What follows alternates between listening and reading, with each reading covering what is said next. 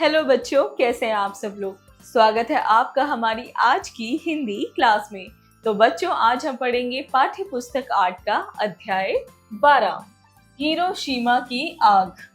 सत्य कथा कहानी, यानी कि ऐसी कहानी जो एक सच पे आधारित हो। अध्ययन से पूर्व। तो बच्चों, आप यहाँ पे जैसे कि ये चित्र देख रखे हैं, यहाँ पे एक बाढ़ से जो है आपदा आ रखी है। यहाँ पे जो है कुछ सैनिक हैं जो लड़ाई लड़ रहे हैं, वो भी टैंकों से।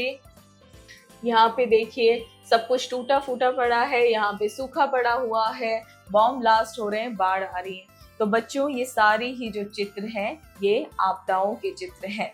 बच्चों से उपरोक्त चित्रण के आधार पर टिप्पणी करवाएं कि आपदाएं कितनी तरह की होती हैं एवं सबसे अधिक प्रभावशाली कौन सी आपदा होती है जिसका परिणाम आने वाली कई पीढ़ियां झेलती हैं। तो बच्चों, प्रभावशाली सारी ही आपदाएं होती हैं। आपदाएं होती हैं जैसे कि सूखा पड़ना, बाढ़ आना, बादल फटना या बवंडर आना, ज्वालामुखी फटना या जैसे भूकंप आना, ये सारी ही हमारी प्राकृतिक आपदाएं होती हैं।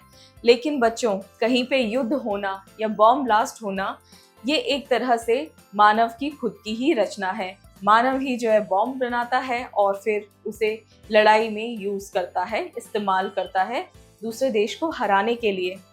तो बच्चों, जो ये लड़ाई होती है जो कि बॉम्ब से लड़ी जाती है या मिसाइलों से लड़ी जाती है, ये सबसे अधिक प्रभावशाली होती है, क्योंकि जहाँ भी जिस भी क्षेत्र में बॉम्ब गिरता है वहाँ पे बीमारियां होती हैं या कई सालों तक वहाँ पे कोई अनाज नहीं उगता, वहाँ पे आप खुद नहीं रह सकते हो, खुद अपना बसर नहीं कर सकते हो, और वहाँ पे रहने वाली कई पीढ़ियों को या तो वो बीमार होती हैं या तो वो लूली लंगड़ी पैदा होती हैं और वहाँ पे आसानी से रहा नहीं जा सकता। सत्य कथा कहानी का मूल तत्व। बच्चों में संवेदनशीलता व मानवता का विकास करना। तो बच्चों, हमारे अंदर जो है हमेशा दूसरों के लिए अच्छी भावनाएं होना चाहिए, दया वाली भावनाएं होना चाहिए। हमें दूसरों के बारे में बुरा नहीं सोचना चाहिए, तभी जो है मानवता का विकास होगा, यानी कि सारे मानव का विकास होगा। उस दिन जापान के हिरोशिमा शहर का आसमान नीला और साफ था। सूरज चमक रहा था। लोग बसों और ट्राम कारों में बैठकर काम पर जा रहे थे। हिरोशिमा की सातों नदियां धीरे धीरे बह रही थी। गर्मी का मौसम था। सूरज की किरणें पानी की तरह पर थिरक रही थी। तो बच्चों, हिरोशिमा शहर में जो है उस दिन सूरज चमक रहा था और सब लोग अपने काम पर जा रहे थे। जापान के कई बड़े शहरों टोक्यो, ओसाका और नगायो पर हवाई हमले हो चुके थे। तो बच्चों, हिरोशिमा जो है जापान का ही एक शहर था और जापान के अन्य शहरों जैसे टोक्यो, ओसाका और नागायो पर उस वक्त हवाई हमले हो चुके थे, यानी कि हवाई जहाज द्वारा वहां पे हमले हो चुके थे। हिरोशिमा अभी इन हमलों से बचा था। हिरोशिमा के लोग इस बात से खुश थे। वैसे उन्होंने हवाई हमलों से बचने के लिए जो कुछ संभव था वो तैयारियां की थी। तो बच्चों, हिरोशिमा के लोगों ने जो है हवाई हमलों से बचने के लिए पहले से ही तैयारियां कर रखी थी। आग ना फैले इसलिए पुरानी इमारतों को गिरा दिया गया था। सड़कों को भी चौड़ा कर दिया गया था। जगह जगह पर आग बुझाने के लिए पानी का प्रबंध किया गया था। बमबारी की स्थिति में लोगों के छिपने के लिए सुरक्षित स्थान बनाए गए थे। तो बच्चों, उन लोगों ने क्या क्या कर रखा था? सड़कें चौड़ी कर दी थी, बमबारी से बचने के लिए सुरक्षित स्थान बना दिए थे। हर एक नागरिक अपने साथ हमेशा दवाइयों की एक छोटी थैली रखता था। घर से बाहर निकलते समय लोग बमबारी से बचने के लिए खास प्रकार के कवच और हेलमेट पहनते थे। तो बच्चों, वो हमेशा जो है अपने पास दवाइयां रखते थे और जब भी वो लोग घर से बाहर निकलते थे तो वो खास तरीके का कवच और हेलमेट पहन के निकलते थे जिससे उन्हें कोई खतरा ना हो। माई 7 साल की थी और वो हिरोशिमा में अपने माता पिता के साथ रहती थी। तो बच्चों, माई एक लड़की है जो हिरोशिमा में रहती थी अपने माता पिता के साथ। कल ही उसका चचेरा भाई गांव से आया था। वो अपने साथ खेत की कुछ ताज़ी शकरकंदियां लाया था। माई अपने माता पिता के साथ सुबह सुबह शकरकंदियों का नाश्ता कर रही थी। माई को बड़ी भूख लग रही थी और शकरकंदियां उसे बहुत पसंद थी। तो बच्चों, माई जो एक 7 साल की लड़की थी, हिरोशिमा में अपने माता पिता के साथ रहती थी। और उसी दिन जो है उसके गांव से उसका चचेरा भाई आया था जो कि शकरकंदियां लाया था, और वो सब लोग सुबह सुबह शकरकंदियां खा रहे थे। तभी अचानक एक भयंकर हादसा हुआ। चारों ओर आंखों को चौंधा देने वाली बिजली कड़की। बिजली पहले नारंगी और फिर सफेद रंग की हो गई।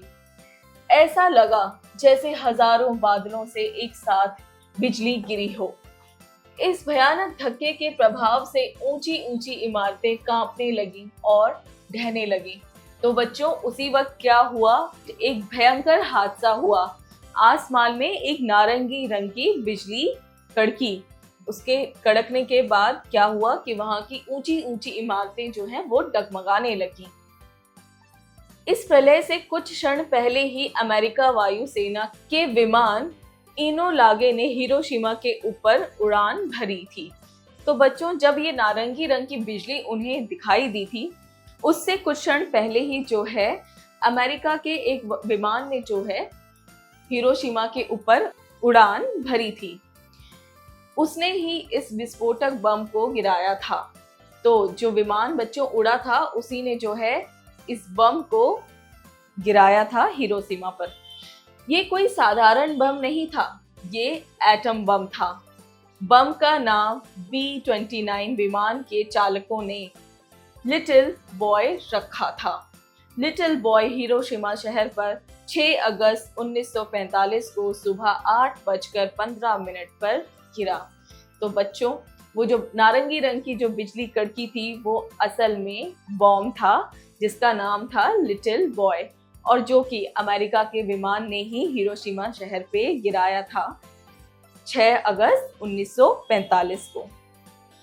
बम के विस्फोट के धक्के से माई तुरंत बेहोश होकर गिर गई।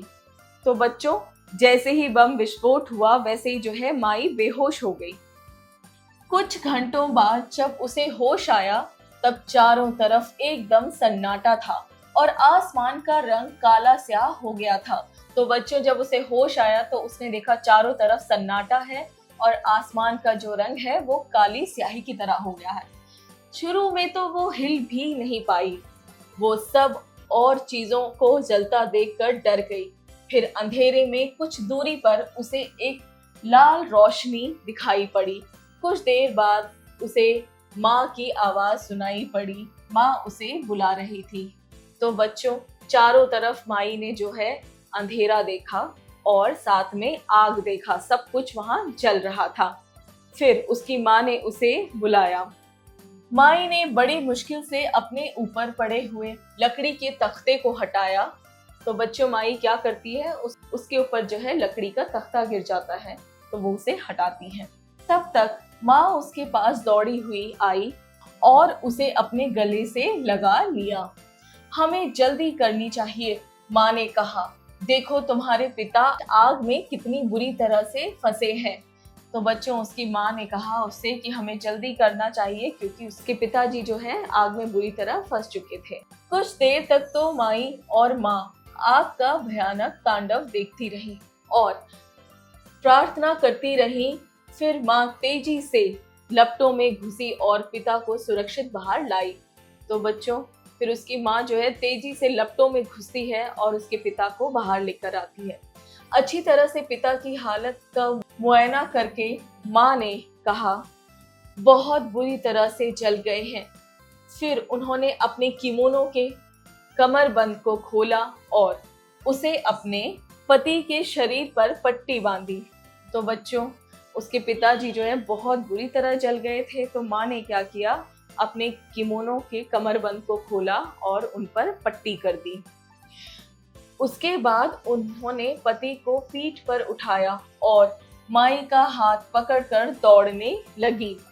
नदी की तरफ चलो, हमें जल्दी से जल्दी नदी पर पहुंचना है। तो फिर क्या करते हैं, माँ जो है माई को हाथ पकड़कर और माई के पिता को अपने पीठ पर ले लेती हैं और कहती हैं हमें नदी की तरफ जाना है जल्दी से। माँ ने आदेश दिया। तीनों तेजी से नदी के अंदर कूद पड़े। कूदते समय माँ को माई का हाथ छोड़ना पड़ा। माई चांद मुझे कसकर पकड़े रहो, माँ ने जोर से चिल्लाया। आग से बचने के लिए भागने वालों की लंबी भीड़ थी। माई ने देखा कि बहुत से बच्चों के पूरे कपड़े जल गए थे और उनके होंठ और आंखों की पलकें फूल गई थीं। वे इधर उधर भटकते और चिल्लाते हुए भूतों जैसे लग रहे थे। तो बच्चों, सिर्फ माई का परिवार ही नहीं, बाकी और भी लोग थे जो उस आग से बचना चाहते थे और नदी के पास आ रखे थे। सब लोग इधर उधर भाग रहे थे। वहां पे कुछ बच्चे थे जिनके जो है कपड़े पूरी तरह से जल चुके थे, उनकी होंठ और आंखें दोनों ही फूल चुकी थी और वो चिल्लाते हुए भूतों की तरह इधर उधर भटक रहे थे। कुछ लोग इतने कमजोर हो गए थे कि वे सीधे मुंह के बल जमीन पर गिर पड़े। बाकी लोग उनके ऊपर गिर गए और बच्चों कुछ लोग इतने कमजोर हो गए वो चल ही नहीं पा रहे थे, वहीं पे वो कमजोर होके गिर गए। हर तरफ लोगों के ढेर थे। माई और उसके माता पिता ने पलायन जारी रखा। जल्द ही उन्होंने एक दूसरी नदी को पार किया। नदी के किनारे पर पहुंचते ही माँ ने पति के शरीर को तट पर रखा और वो खुद उसके पास लुढ़क गई। माई को अपने पैरों के पास कोई चीज टहलती हुई महसूस हुई। टप टप वो एक चिड़िया थी, एक नन्ही सी अबाबिल। उसके पंख जल गए थे और वह उड़ नहीं पा रही थी, लड़खड़ाते हुए टप टप करके चल रही थी। तो बच्चों, वो जल्द ही दूसरी नदी के पार पहुंच गए और वहां पे जो है वो सब लोग वहां पे एक तरह से आराम करने लगे कि तभी जो है माई के पैर के पास एक चिड़िया आई जिसका पंख जो है जल चुका था। एक आदमी का शरीर धीरे धीरे नदी पर तैरता हुआ जा रहा था। उसके पीछे एक बिल्ली भी थी। जब माई ने पीछे मुड़कर देखा तो उसे एक कम उम्र की औरत दिखाई दी। तो बच्चों, वहां पे उसे नदी में जो है लोगों की लाशें तैरती हुई नजर आ रही थी और बिल्ली भी थी। वहां पे जो है उसे कम उम्र की औरत दिखाई दी। वो एक बच्चे को पकड़े थी और रो रही थी। हम किसी तरह यहाँ तक तो बचकर आए और फिर मैंने इसे दूध पिलाना बंद कर दिया, उसने कहा। पर अब वो दूध नहीं पी रहा है, वो मर गया है। वो औरत अपने बच्चे को कलेजे में चिपटाए हुए नदी में घुसी। धीरे धीरे करके वे गहरे और गहरे पानी में गई और अंत में माई की आंखों से ओझल हो गई। तो बच्चों, वो जो औरत उसे दिखाई दी थी वो अपना बच्चा अपने गोद में लिए थी और वो कह रही थी कि उसने दूध पीना बंद कर दिया है क्योंकि वो मर गया है। उसका बच्चा बच्चों मर चुका था और वो अपने बच्चे को हाथ में लिए जो है वो एक नदी में जाती है और जाते जाते गहरे पानी में घुस जाती है और धीरे धीरे करके वो माई को नजर आना बंद हो जाती है। इसी बीच में आसमान काला स्याह हो गया और बादल गरजने लगे। फिर बारिश होने लगी। वैसे तो गर्मी का मौसम था, परंतु फिर भी हवा काफी ठंडी थी। ऊपर से गिर रही बारिश चिपचिपी थी और उसका रंग भी काला था। तो बच्चों, इसके बाद क्या हुआ कि वहां बारिश होनी शुरू हो गई जिसका रंग काला था और जो बारिश चिपचिपी भी थी। फिर आसमान में एक इंद्रधनुष निकला। उससे आसमान की काली कुछ कम हुई। थोड़ी देर बाद जो है आसमान में इंद्रधनुष निकला जिससे कि आसमान का कालापन कम हुआ। इस मंद रोशनी में मरे हुए और जख्मी हुए लोग साफ दिखाई देने लगे। 9 अगस्त 1945 के दिन जिस समय माई और माँ अपने ध्वस्त शहर को देख रही थी, उसी वक्त जापान के एक अन्य शहर नागासाकी पर भी एटम बम गिराया गया। तो बच्चों, 9 अगस्त 1945 को जो है जापान के एक शहर नागासाकी पर भी उसी तरह का बम जो है गिराया गया। वहां भी हिरोशिमा की तरह ही हजारों की संख्या में लोग मरे और जो बचे उनका सारा घर बार तबाह हो गया। मरने वालों में केवल जापानी ही नहीं थे, इनमें अन्य देशों कोरिया, चीन, रूस, इंडोनेशिया और अमेरिका के लोग भी शामिल थे। यानी कि बच्चों, नागासाकी में भी हिरोशिमा की तरह ही तबाही हुई और वहां पे जो अलग अलग अन्य देशों के लोग भी मरे, जैसे कोरिया, चीन, रूस, इंडोनेशिया और अमेरिका। एटम बम जैसा प्रलयंकारी विस्फोटक दुनिया में पहले कभी इस्तेमाल नहीं किया गया था। इसकी तबाही की क्षमता 1000 साधारण बमों के एक साथ फटने से अधिक थी। तो बच्चों, जो एक एटम बम होता है वो 1000 बमों के मुकाबले होता है। इससे निकलने वाली वैशिली रेडियोधर्मी किरणें सालों तक लोगों की बीमारी और मौत का कारण बनेंगी। यानी कि बच्चों, जो एटम बम से रेडियोधर्मी निकलती है वो सालों तक जो है लोगों का विनाश का कारण बनती है। हर एक साल 6 अगस्त वाले दिन हिरोशिमा के लोग एटम बम से मरने वालों के नामों को कागज की लालटेनों पर लिखते हैं। इन लालटेनों को जलाकर हिरोशिमा में बहने वाली 7 नदियों में छोड़ा जाता है। धीरे धीरे ये नदियां अपने साथ मरने वालों की याद में बनी लालटेनें लेकर समुद्र में विलीन हो जाती हैं। तो बच्चों, हर 6 अगस्त को जो है हिरोशिमा में जो लोग मारे गए थे उस वक्त उनके नाम जो हैं एक कागज के लालटेनों में लिखा जाता है और उसे हिरोशिमा में बहने वाली 7 नदियों में छोड़ा जाता है और धीरे धीरे करके वो लालटेनें समुद्र में विलीन हो जाती हैं। तो बच्चों, ये सत्य कथा लिखी है तोशी मारुकी ने। चलिए बच्चों, करते हैं शब्दार्थ। ध्वस्त यानी नष्ट, मुआयना यानी अच्छी तरह से देखना, तांडव भगवान शिव का रौद्र नृत्य, विलीन खो जाना, लुप्त होना, प्रलयकारी विनाशकारी, पलायन भाग जाना। चलिए करते हैं उच्चारण करें। सुरक्षित, भयानक, रेडियोधर्मी, सन्नाटा और विस्फोटक। चलिए बच्चों, करते हैं अभ्यास कार्य।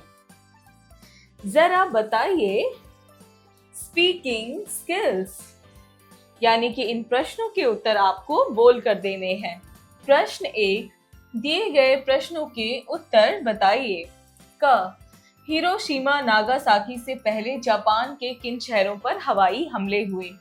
तो जापान के टोक्यो,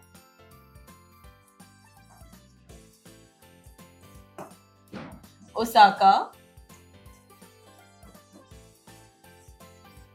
और नगायो पे हमले हुए। ख, हिरोशिमा पर गिराए जाने वाले बम का क्या नाम था? तो उस बम का नाम था B29। ग, लिटिल बॉय बम नामक परमाणु बम हिरोशिमा पर किस समय गिराया गया? तो वो गिराया गया था 6 अगस्त 1945 में सुबह 8:15 पे। घ, नागासाकी पर किस दिन एटम बम गिराया गया? तो नागासाकी पर 9 अगस्त को गिराया गया था, 9 अगस्त 1945 को। जरा लिखिए राइटिंग स्किल्स। प्रश्न 2, दिए गए प्रश्नों के उत्तर लिखिए, यानी कि इन प्रश्नों के उत्तर हमें लिख कर देने हैं। क, बमबारी से बचने के लिए हिरोशिमा के लोग क्या करते थे? तो हिरोशिमा के लोग जो हैं एक खास तरीके का कवच और हेलमेट पहन के निकलते थे। ह, हवाई हमलों से बचने के लिए जापान ने पहले से क्या क्या तैयारियां कर ली थी? तो बच्चों, उन्होंने क्या कर लिया था? उन्होंने जो थी पुरानी इमारतें थी वो गिरा दी थी, जो छोटी सड़कें थी उन्हें चौड़ा कर दिया था और हर जगह पर पानी की व्यवस्था कर दी थी ताकि आग को तेजी से बुझाया जा सके। ग, प्रत्येक वर्ष 6 अगस्त के दिन हिरोशिमा के लोग क्या करते हैं? तो बच्चों, हिरोशिमा के जो लोग हैं वो क्या करते हैं, वो एक कागज के लालटेन पर जो लोग हिरोशिमा के हादसे में मारे गए थे उनके नाम लिखते हैं और उन्हें नदी में बहा देते हैं, और वो जो कागज की लालटेन है उसी नदी में विलीन हो जाती है। घ, बमबारी से पहले हिरोशिमा शहर का माहौल कैसा था? तो बच्चों, बमबारी से पहले जो है हिरोशिमा का शहर जो था उसका आसमान जो था नीला था और साफ था, सूरज चमक रहा था और हिरोशिमा की जो 7 नदियां थी वो धीरे धीरे बह रही थी। तो चलिए करते हैं प्रश्न 3। सही कथन पर सही का अथवा गलत कथन पर गलत का चिन्ह लगाइए।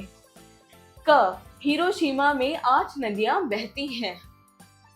गलत। ख, नागासाकी और हिरोशिमा पर परमाणु हमला एक ही दिन व समय हुआ था। गलत। ग, हिरोशिमा में रहने वाली 7 वर्षीय लड़की का नाम माई चांग था। सही। घ, परमाणु हमले में अन्य देशों के लोगों की भी मृत्यु हुई। सही। चलिए करते हैं प्रश्न 4। दिए गए रिक्त स्थानों की पूर्ति कीजिए। क, फिर आसमान में एक डैश निकला। इंद्रधनुष।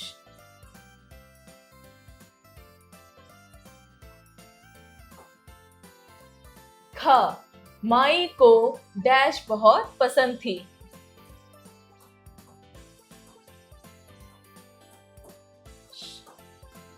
शकरकंदियां। ग, एटम बम एक डैश विस्फोटक है जिसे जापान पर पहली बार छोड़ा गया। प्रलयकारी।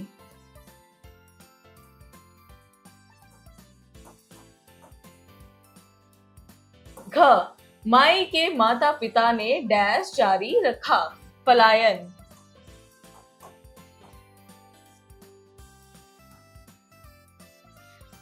प्रश्न 5। उचित विकल्प पर सही का चिन्ह लगाइए। क, माई का चचेरा भाई गांव से क्या लाया था? सब्जी, फल, शकरकंदियां या फूल? तो वो लाया था शकरकंदियां। ख, आग में कौन फंसा था? स्वयं भाई, माई की माँ, माई के पिता, माई का चचेरा भाई। तो माई के पिता फंसे थे। ग, नागासाकी पर एटम बम किस दिन गिराया गया? 9 अगस्त 1945, 6 अगस्त 1965, 15 अगस्त 1945 या 10 अगस्त 1945? तो सही जवाब है 9 अगस्त 1945। प्रश्न 6। सही मिलान कीजिए। क, एटम बम, लिटिल बॉय। ख, आसमान, काला स्याह। ग, बारिश, काली और चिपचिपी। घ, रेडियोधर्मी किरणें। प्रश्न 7। दिए गए शब्दों का वाक्य प्रयोग कीजिए। तो इनके हम वाक्य प्रयोग करेंगे। क, प्रलयकारी। तो इसका बनेगा 9 अगस्त 1945 नागासाकी के लिए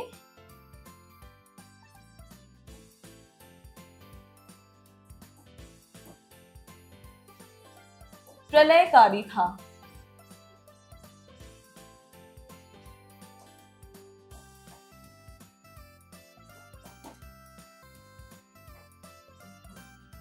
ख, सुरक्षित।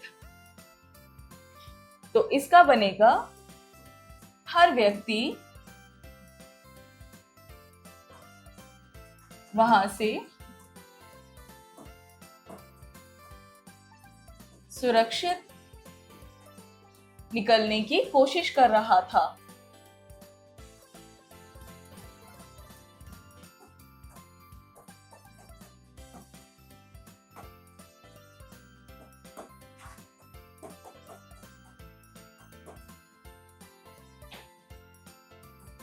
ग, पलायन। माई चान अपनी मां के साथ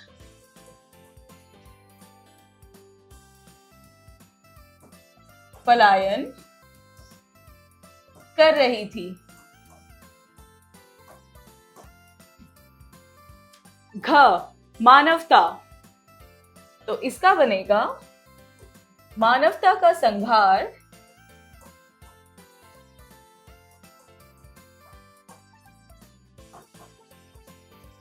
जापान में देखने को मिला।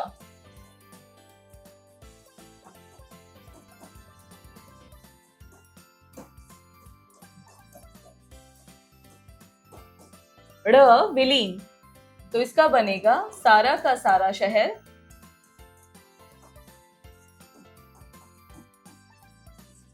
मौत की गोद में विलीन हो गया।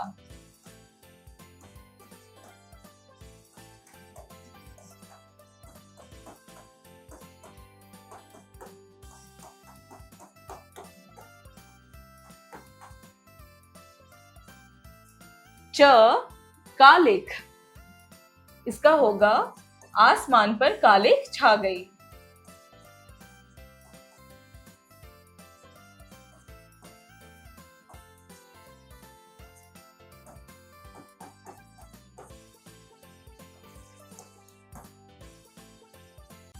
छ इंद्रधनुष, तो इसका बनेगा अचानक आसमान में इंद्रधनुष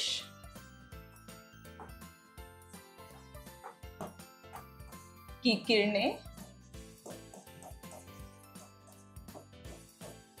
दिखाई दी।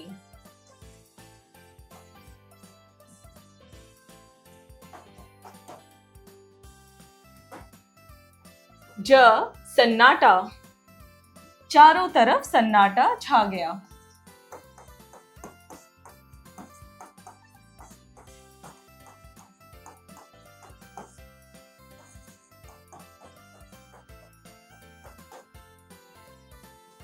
झ विस्फोटक, नागासाकी पर विस्फोटक बम फेंका गया।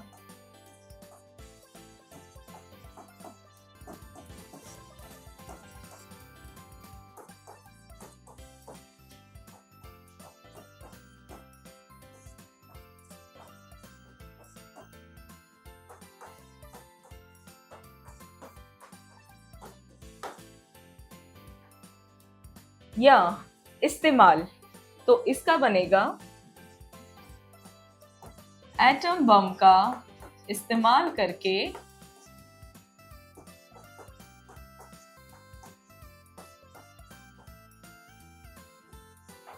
जापान के 2 शहरों को तबाह कर दिया गया।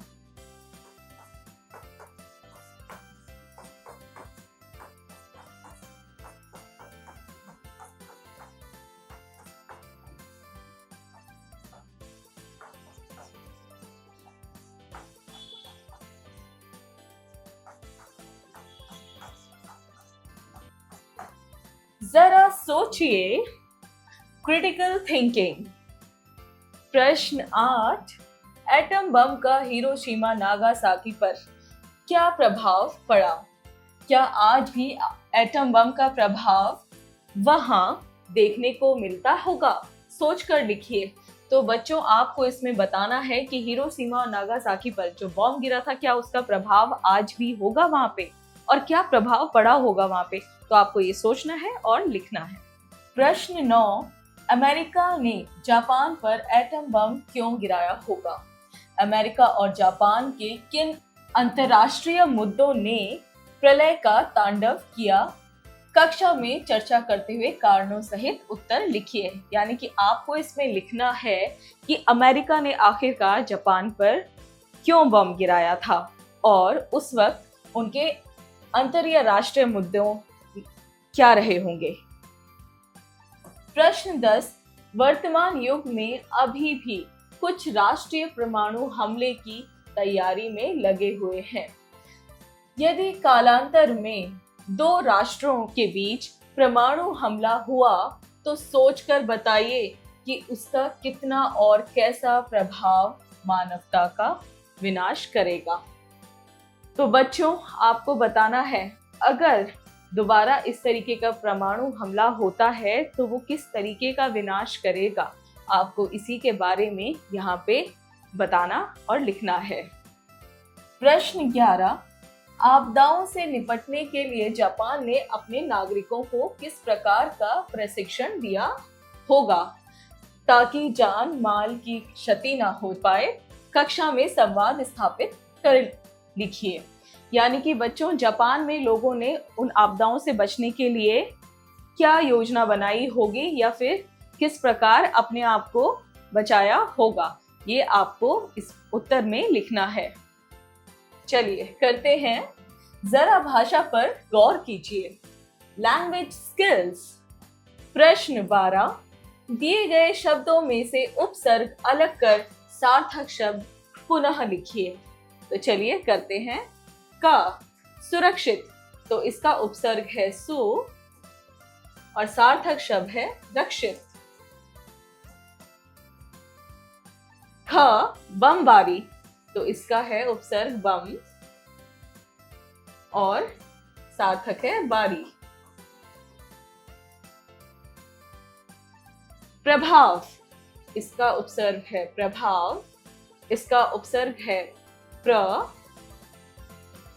और सार्थक है भाव।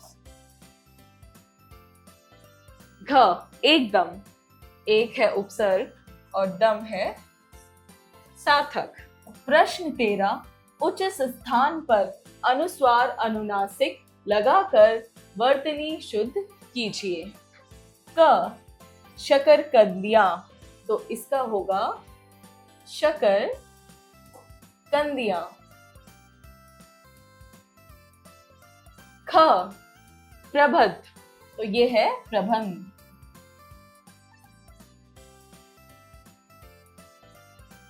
ग, तैयारियां, तो ये बनेगा हमारा तैयारियां।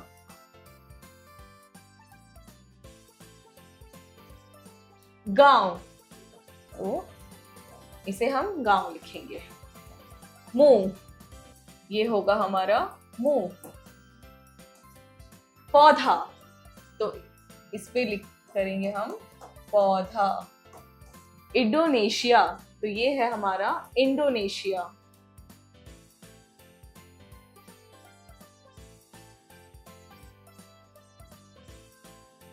ज, इंद्रधनुष, ये है हमारा इंद्रधनुष।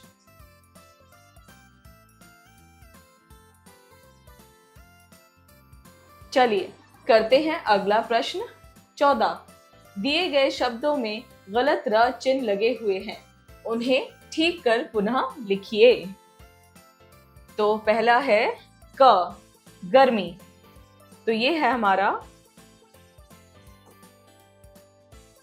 गर्मी।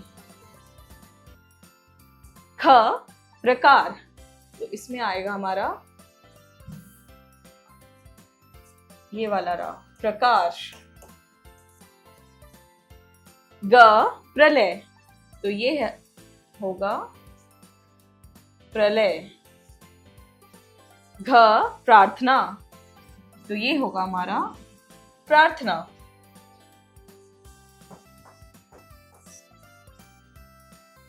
चलिए करते हैं प्रश्न 15, दिए गए शब्दों का वर्ण विच्छेद कीजिए। वर्ण विच्छेद करेंगे। पहला है क, तांडव, तो इसका होगा त, अ, न,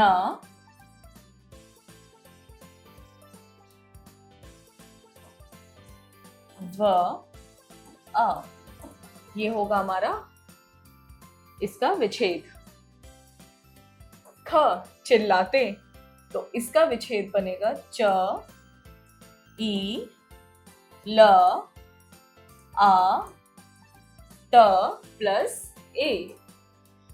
चलिए ग, रेडियो धर्मी, तो इसका बनेगा र, ए, ड, ई, य, ओ, ध, अ, र, म और ई। तो ये है हमारा इसका विच्छेद। घ, चिपचिपी, तो इसका होगा च, ई, प, च, ई, प और बड़ी ई। तो ये हो गया इसका वर्ण विच्छेद। जरा रचनात्मक कार्य कीजिए। Creative skills. प्रश्न 16। परमाणु हमले से जापान ने क्या सीख ली, जिसके परिणाम स्वरूप वह विकसित और समृद्ध राष्ट्र के तौर पर उभर कर सामने आया। तो बच्चों, आपको बताना है कि परमाणु हमले से जापान ने क्या सीख ली और उसके बाद वो जिसकी वजह से विकसित और समृद्ध राष्ट्र भी बना। तो आपको इसमें उसका वजह बतानी है। प्रश्न 17। अमेरिका जापान से भले जीत गया परंतु मानवता से हार गया, कैसे? लिखिए। तो बच्चों, अमेरिका ने हमला करके जापान से ये तो साबित कर दिया कि वो ताकतवर है, परंतु वो मानवता से हार गया। और ये कैसे हार गया, ये आपको लिखना है। जीवन कौशल एवं मूल्य परक प्रश्न। Life skills and value based question. प्रश्न 18। अपना विकास और देश का विनाश मानवता की पहचान नहीं होती, अतः हमें सबके हित और विकास की विचारधारा को अपनाना चाहिए। आप अपने राष्ट्र के प्रति किस प्रकार की विचारधारा अपनाएंगे? तो बच्चों, अपना विकास और दूसरों का विनाश मानवता की पहचान नहीं होती है। यानी कि सिर्फ अपना फायदा देखना और दूसरों का नुकसान करना, ये मानवता की पहचान नहीं है। हमें सबके हित और विकास के बारे में सोचना चाहिए। तो आप अपने राष्ट्र के प्रति किस प्रकार की विचारधारा अपनाएंगे, आप किस तरीके का अपनाएंगे, ये आपको इस प्रश्न में उत्तर में देना है। तो चलिए, ये चैप्टर हुआ यही खत्म। मिलते हैं अगली क्लास में। तब के लिए बाय।